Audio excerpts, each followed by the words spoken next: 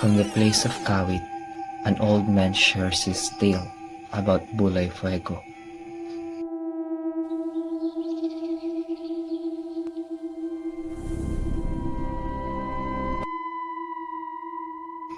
One day, he and his uncle climbed a mountain riding on a carabao.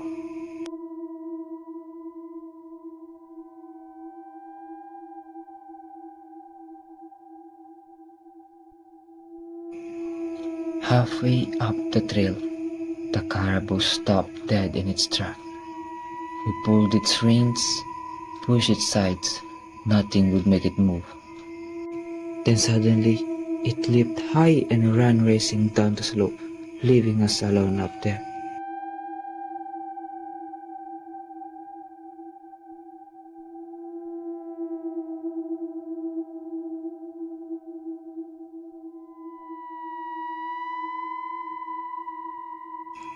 On their way down, they rested under a huge tree.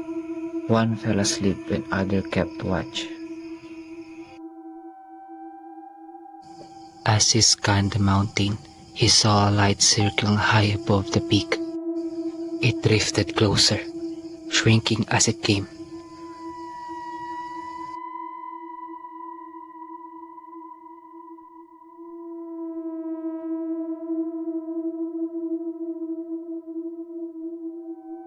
They ran as fast as their legs could carry them.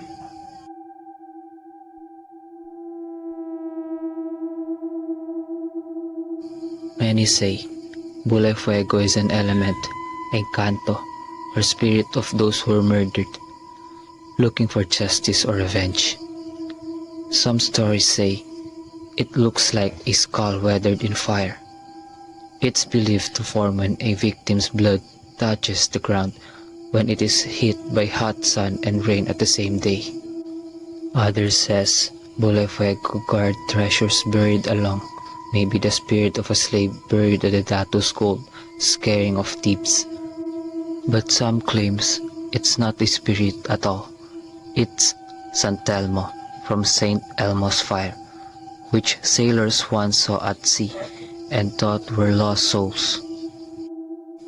It appears at dusk or night, especially when it rains, sometimes guiding people away from dangers like cliffs, swamps, or deep holes.